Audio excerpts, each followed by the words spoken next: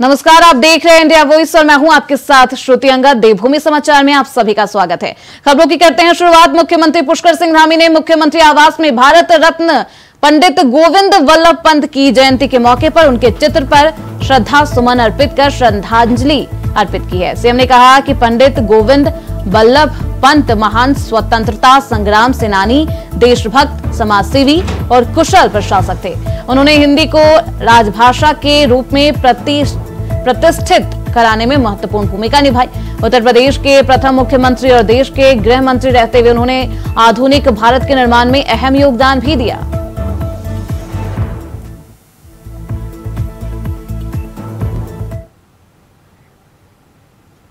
वहीं पर्यटन नगरी रानीखेत में पंडित गोविंद वल्लभ पंत की 137वीं जयंती समारोह मनाई गई है। पंडित गोविंद वल्लभ पंत पार्क में इनकी मूर्ति पर माल्यार्पण कर इन्हें याद किया गया। इनका जन्म रानीखेत के नजदीक खूट धामस गांव में हुआ था। देश के विकास में इनकी महत्वपूर्ण भूमिका रही। इस मौके पर ज्वाइंट मजिस्ट्रेट आनंद राहुल और छावनी परिषद के सीईओ कार्यक्रम के मुख्य अतिथि भी थे। स्कूली छात्राओं ने वंदन और स्वागत गीत भी गाया।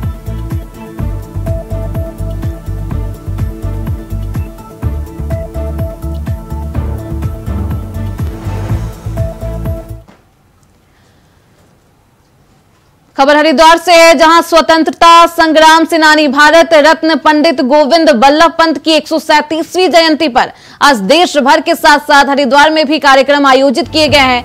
आयोजित कार्यक्रमों में डीएम कर्मेंद्र सिंह ने गोविंद वल्लभ पंत पार्क में उनकी प्रतिमा पर माल्यार्पण किया है और पौधारोपण किया है। साथ ही ऋषिकुल राजकीय आयुर्वेद महाविद्यालय ऑडिटोरियम में आयोजित सांस्कृतिक कार्यक्रम में भी शिरकत की। डीएम की मौजूदगी में नगर निकायों ने मलिन बस्तियों में सफाई अभियान और विद्यालयों में निबंध प्रतियोगिताएं हुई। वहीं चिकित्सालयों में मरीजों और गरीब असहाय लोगों और कुष्ठ आश्रम में फल बांटे गए।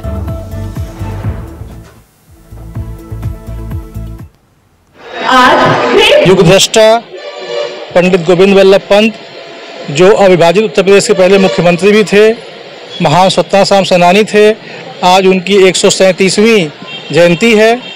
इस अवसर पर मैं सभी को बधाई देता हूं और यह आह्वान करता हूं कि महापुरुष के द्वारा बताए गए मार्गों पर सब लोग चलें, उनके द्वारा बताए गए रास्तों का अनुपालन करें और समाज को अपना सही योगदान दें। पहाड़ से निकल करके उन्होंने अपना एक पहाड़ जैसा विराट व्यक्तित्व निर्माण किया।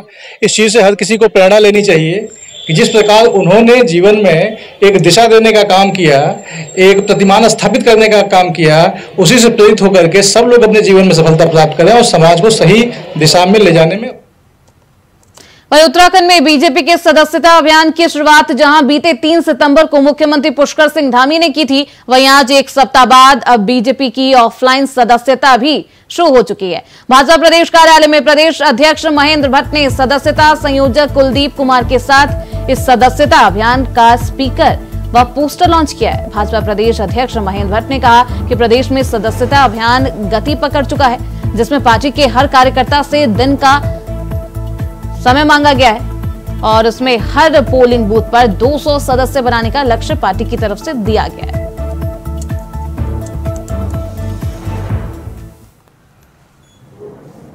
सदस्यता अभियान गति पकड़ चुका है। आज हमने प्रत्येक कार्यकर्ता से 7 दिनों का समय मांगा है। 7 दिन हर घर पर जाना है। पार्टी के गतिविधियों का पत्रक हमने आज लॉन्च किया है, वो देना है। जिस घर में जा रहे हैं वहां स्टिकर भी लगना है। और एक घर के अंदर अगर ऐसे मतदाता हैं जिनको मोबाइल नहीं है, तो ऑफलाइन मेंबरशिप भी हमारे यहाँ से प्रारंभ हो चुकी है। कि पहाड़ी क्षेत्र है, पहाड़ी क्षेत्र में तो कई दिक्कतें रहती है। एक घर में 9 वोटर होंगे, लेकिन मोबाइल 1 या 2 लोगों के पास ही होंगे। इसलिए उत्तराखंड राज्य की दृष्टि से इसको आवश्यक हो गया। तो उस दिशा में हमने अपनी संख्या हर व्यक्ति तक हम सदस्यता हम पहुंच सके, हमारी सदस्य बन सके, इसके लिए आज का लॉन्चिंग का कार्यक्रम था। और अभी तक हमने लगभग 2.5 लाख सदस्य हमारे बन चुके हैं और धीरे धीरे ये संख्या हमारी अपेक्षाएं है उससे ज्यादा हम आगे बढ़ेंगे। तो इस खबर पर ज्यादा जानकारी के साथ हमारे सहयोगी अभय कैंतुरा देहरादून से फोन लाइन पर हमारे साथ जुड़ चुके हैं। सीधे रुख करते हैं उनकी तरफ। अभय, ऑफलाइन सदस्यता की शुरुआत भी हो चुकी है, तो अब पोस्टर लॉन्चिंग भी किया जा चुका है। किस तरीके से आगे बीजेपी सदस्यता अभियान को लेकर जाएगी? बिल्कुल, बीजेपी ने अपने इस सदस्यता महाअभियान को आगे बढ़ाते हुए अभी कह सकते हैं कि हर घर के लिए, हर पार्टी के कार्यकर्ता के लिए एक यहाँ पर स्टिकर और पोस्टर लॉन्च करने का काम किया है। जिस घर पर पार्टी का सदस्य, पार्टी का कार्यकर्ता सदस्य बनाने के लिए जाएगा, उस घर पर पार्टी का एक स्टिकर लगाने का काम वहां पर किया जाएगा। इसके अलावा राज्य और केंद्र सरकार की उपलब्धियों से भरा हुआ जो पोस्टर है, उस पोस्टर को उस घर पे देने का काम किया जाएगा। जनता को बताया जाएगा कि किस प्रकार से केंद्र राज्य की सरकार काम कर रही है और आम जनता के लिए किस प्रकार की योजनाएं दे रही है, जिससे जनता लाभान्वित हो सकती है। हम बूथ स्तर के लिए पार्टी की तरफ से देश के लिए एक किट यहाँ पर देने का काम किया गया, जिसमें ऑफलाइन रजिस्ट्रेशन सदस्यता अभियान के फॉर्म वहां पर दिए जाएंगे। जिन घरों पर या जिन लोगों के पास मोबाइल नहीं है, उन लोगों से ऑफलाइन सदस्यता भराने का काम यहाँ पर किया जाएगा। उसका बाकायदा जो फॉर्म है, जिसका प्रारूप पार्टी की तरफ से तैयार कर दिया गया है, उसको देने का काम यहाँ पर किया जाएगा। और हर दिन की मॉनिटरिंग यहाँ पर पार्टी स्तर के, पार्टी मुख्यालय स्तर कार्यालय पर यहाँ पर की जाएगी। मंडल स्तर की समीक्षा जिला स्तर पर होगी और जिले की समीक्षा प्रदेश स्तर पर यहाँ पर की जाएगी। तो ये समझा जा सकता है कि बीजेपी ने अपने इस सदस्यता अभियान को अंतिम रूप देने के लिए पार्टी के कार्यकर्ताओं को जी जान से उस लक्ष्य की प्राप्ति की ओर बढ़ने के लिए कहा है, जो लक्ष्य नए सदस्यता अभियान के लेकर बनाए गए हैं। ये समझा जा सकता है कि हर पोलिंग बूथ पर हर पोलिंग अध्यक्ष को एक 200 नए सदस्य बनाने का लक्ष्य यहाँ पर रखा गया है, जिसका अनुमान यही है कि पार्टी इस बार 20 लाख से ज्यादा नए सदस्य बनाने का लक्ष्य लेकर चल रही है, ताकि उत्तराखंड में भी और देश में भी बीजेपी के सदस्यों की संख्या और बढ़ सके, पार्टी और संगठन मजबूत दोनों हो सके। जी बिल्कुल, बीजेपी के सदस्यता अभियान को लेकर बीजेपी के कार्यकर्ताओं और लोगों में कैसा उत्साह है? बीजेपी का हर कार्यकर्ता इस समय उत्साहित नजर आ रहा है। पार्टी के कार्यकर्ताओं को ऑफलाइन और ऑनलाइन दोनों माध्यमों से सदस्यता अभियान को आगे बढ़ाने के लिए कहा गया। इस पर पार्टी के हर कार्यकर्ता को एक लिंक यहाँ पर दे दिया गया, जिस लिंक के माध्यम से वो ऑनलाइन रजिस्ट्रेशन यहाँ पर कर सकता है। अगर किसी घर पे या किसी व्यक्ति के पास मोबाइल की सुविधा नहीं है, तो उसके लिए बाकायदा ऑफलाइन रजिस्ट्रेशन की सुविधा यहाँ पर रखी गई है। और ये कहा गया है कि अगर सक्रिय सदस्य बनना है पार्टी के, किन लोगों को पार्टी अपने सदस्यता दिलाएगी? क्या कुछ योग्यता है पार्टी का सदस्य बनने के लिए? बिल्कुल, पार्टी के भीतर इस समय ये समझा जा सकता है कि पार्टी हर उस व्यक्ति को सदस्य बनाने के लिए यहाँ पर आती दिख रही है जिसकी उम्र 18 वर्ष से ऊपर की यहाँ पर हो चुकी है। यानी अगर बालिग व्यक्ति है तो उसको पार्टी का सदस्य बनाने का काम यहाँ पर किया जाएगा। इसके अलावा ऐसे लोगों से बचने का काम भी पार्टी के कार्यकर्ताओं को यहाँ पर करना होगा जिनके आपराधिक रिकॉर्ड यहाँ पर है। यानी ये समझा जा सकता है कि पार्टी इस समय अपनी सुचिता की ओर बढ़ रही है। नए सदस्य बनाने के लिए पार्टी के कार्यकर्ताओं में उत्साह यहाँ पर दिख रहा है, क्योंकि बीजेपी के लिए कहा जा सकता है कि जो इस समय ज्यादा से ज्यादा सदस्य बनाने का काम जो पार्टी का पदाधिकारी या कार्यकर्ता करता है, उसे सक्रिय सदस्य के रूप में आगे और सम्मिलित होने का मौका यहाँ पर मिल पाएगा। बिल्कुल, तो बीजेपी के लिए बड़ा उत्साहजनक माहौल है और बीजेपी अब बिल्कुल अभय, बीजेपी के कार्यकर्ता भी बेहद उत्साहित है और 200 का लक्ष्य दिया गया है सभी कार्यकर्ताओं को। आप बने रहिए हमारे साथ, आगे भी आपका रुख करेंगे अभय।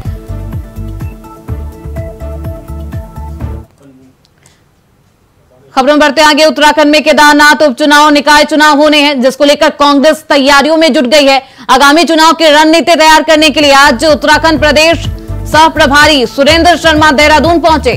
सह प्रभारी के नेतृत्व में कांग्रेस मुख्यालय में समन्वय समिति की बैठक भी की गई, जिसमें कांग्रेस प्रदेश अध्यक्ष करण माहरा, पूर्व मुख्यमंत्री हरीश रावत, कांग्रेस विधायक प्रीतम सिंह के साथ साथ तमाम बड़े नेता मौजूद रहे। इस बैठक में केदारनाथ उपचुनाव के लिए मंडल ब्लॉक स्तर पर प्रभारी और पर्यवेक्षकों के नाम पर चर्चा होगी। निकाय चुनाव के लिए रणनीति तैयार की जाएगी, साथ ही प्रदेश के विभिन्न मुद्दों पर मंथन भी किया जाएगा।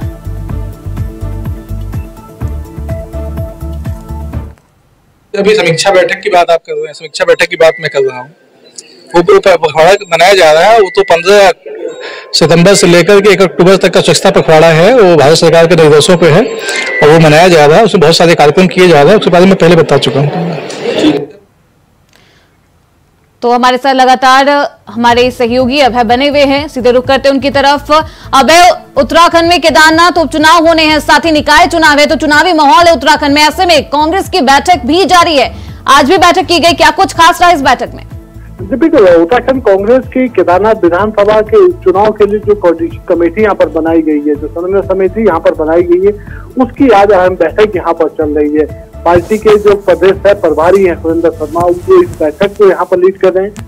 उनकी तरफ से हर नेता से यहाँ पर जानने का काम यहाँ पर किया जा रहा है कि संगठन की तैयारी किस प्रकार से इस चुनाव को लेकर है। संगठन के भीतर अगर कोई कार्य होना है जिससे संगठन को मजबूती मिल सकती है, तो वो किस रूप में आगे किया जा सकता है, नेताओं की जिम्मेदारी क्या कुछ रहेगी, उसको लेकर मंथन यहाँ पर हो रहा है, विचार विमर्श यहाँ पर हो रहा है। बैठक में पार्टी के जो वरिष्ठ नेता, आप ये कह सकते हैं पूर्व मुख्यमंत्री हरीश रावत इस बैठक में मौजूद है, प्रदेश अध्यक्ष करण मेहरा इस बैठक में मौजूद है, वरिष्ठ विधायक पूर्व प्रदेश अध्यक्ष प्रीतम सिंह इस बैठक में मौजूद है, प्रदेश उपाध्यक्ष सूर्यकांत दस्ताना, मथुरा जोशी इस बैठक में मौजूद है, और तमाम वो लोग जो इस समन्वय समिति में आते हैं, ज्यादातर लोग इस बैठक में आज के यहाँ पर मौजूद है।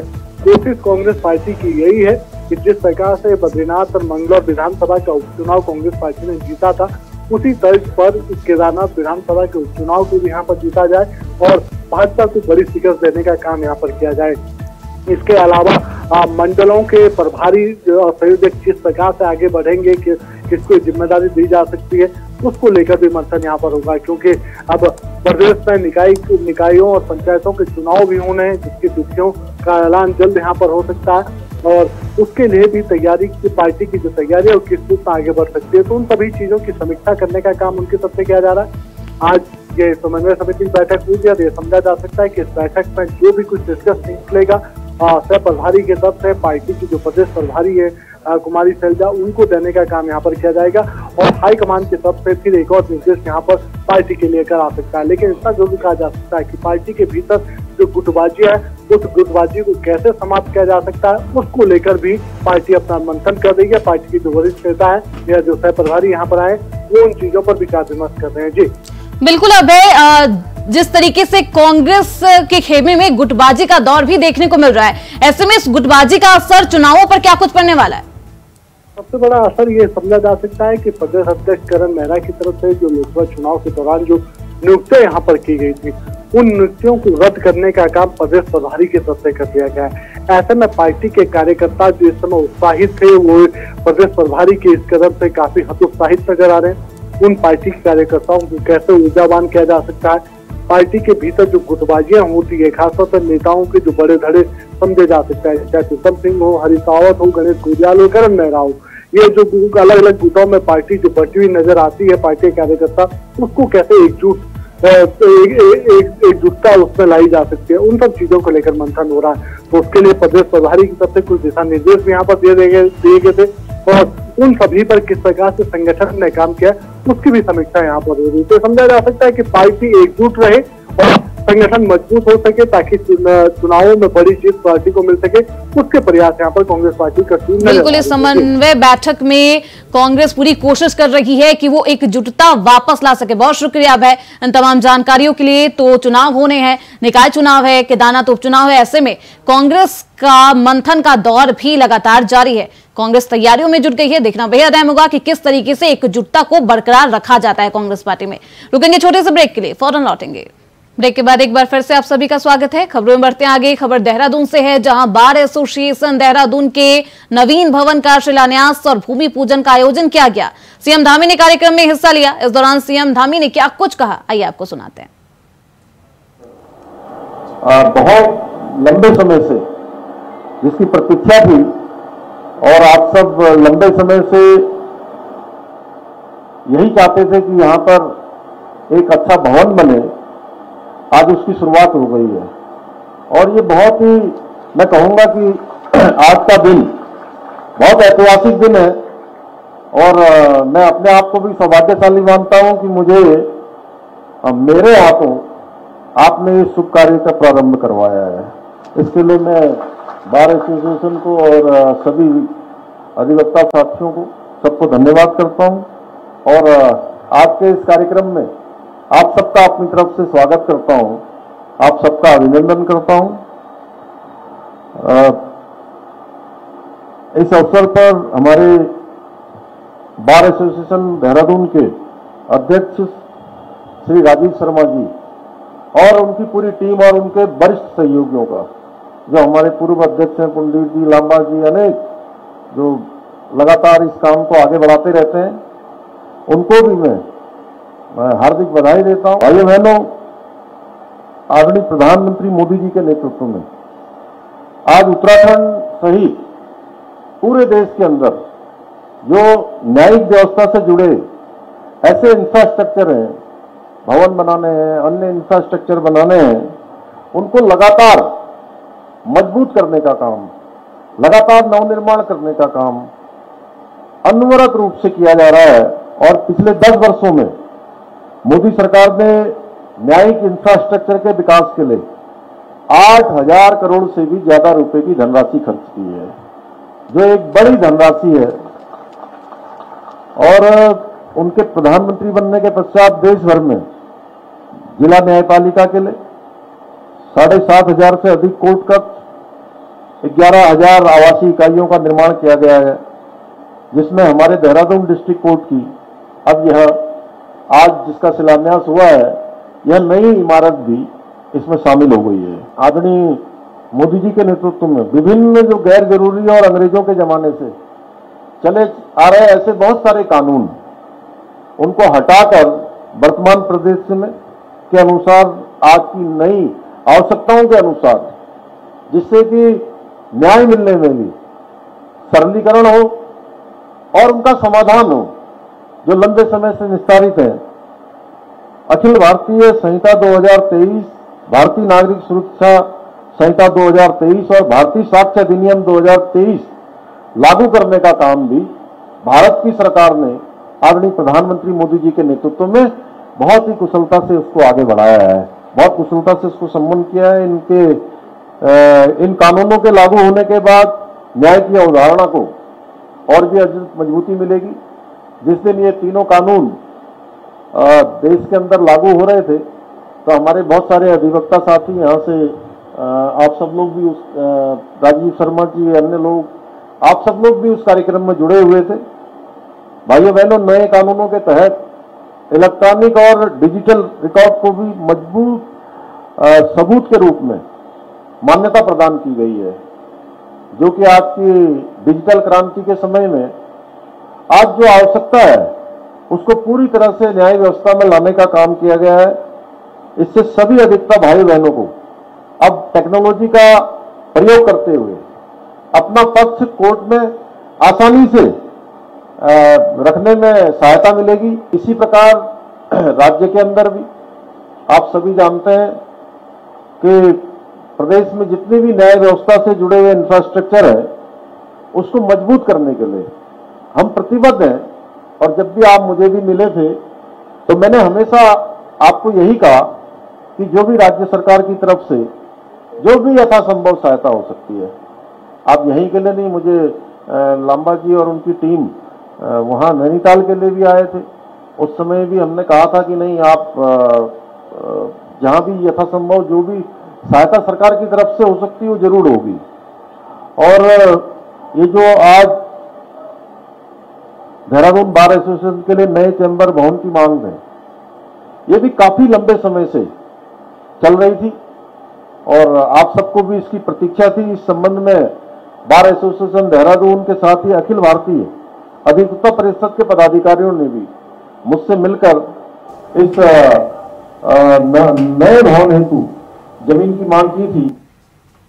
खबरों बढ़ते आगे। जम्मू कश्मीर की फारूक अब्दुल्ला की पार्टी नेशनल कॉन्फ्रेंस ने चुनाव के लिए कांग्रेस के साथ गठबंधन किया है और अपने मैनिफेस्टो में शंकराचार्य पर्वत को तख्त ए सुलेमान बताया गया है, जिसको लेकर अखिल भारतीय अखाड़ा परिषद ने नाराजगी व्यक्त की है और इसे उचित नहीं बताया है और चेतावनी भी दी है कि वे ऐसी हरकतों से बाज नहीं आए तो सनातनी उठेंगे तो उनको भागना पड़ेगा।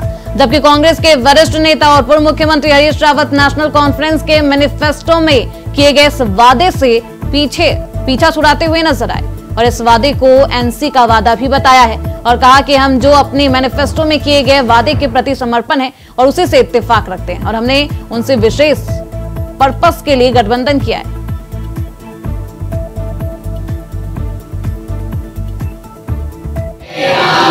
और हम भी जो है चुनाव आयोग को लिखेंगे कि इस पे जो है तुरंत एक्शन लिया जाए। बताइए ये कौन सी बात हुई है कि हमें चुनाव जीतना है, मुसलमानों को खुश करना है, उसके लिए जो सनातनी नाम है, जो हमारे जगत गुरु शंकराचार्य है, जिनके नाम पे हमने संन्यास लिया हुआ, जो हमारे आदि गुरु शंकराचार्य है, आप उनका नाम हटा करके सुलेमानी नाम रखेंगे, ये उचित नहीं है।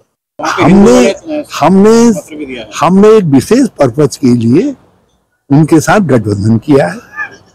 हम अपने मैनिफेस्टो से, हमारी मैनिफेस्टो में क्या है, हमारे क्या वादे हैं, वो हमारे हैं। हम एनसी के विषय में जो है, मैं कौन हूँ टिप्पणी करने वाला?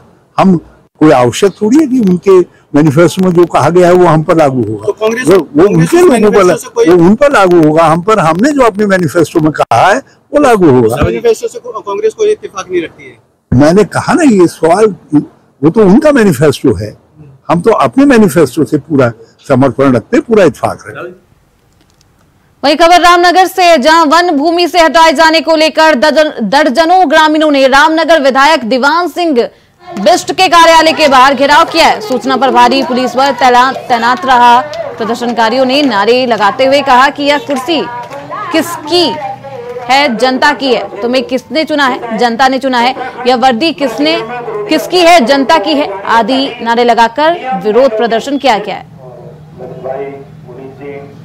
और हमारी ग्रामीण जो क्षेत्र की माताएं हैं, बहनें हैं, यहाँ पर ज्ञापन लेकर के आए थे, निवेदन करने आए थे कि भारत सरकार, उत्तराखंड सरकार ने 2001 में भारतीय अधिनियम 1927 जैसा संशोधन उत्तरांचल लागू किया है, जिसमें जो डीएफओ है वही न्यायाधीश का उसको अधिकार दे दिया है और वही नोटिस दे रहा है और वही लोगों के घर उजाड़ने की ऑर्डर भी सुना रहा है। तो जो भारत का अनुच्छेद, संविधान का अनुच्छेद 50 है, वो ये कहता है कि न्यायपालिका और कार्यपालिका अलग होगी।